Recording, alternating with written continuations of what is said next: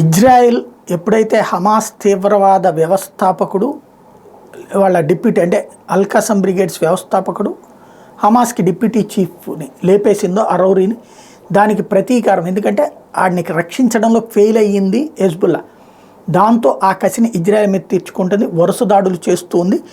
Hezbollah on January 7th listed its attacks on Israel after a 60 missile barrage at Israel's Meron air base. Hezbollah claimed to have launched as many as 6 attacks in just 8 hours.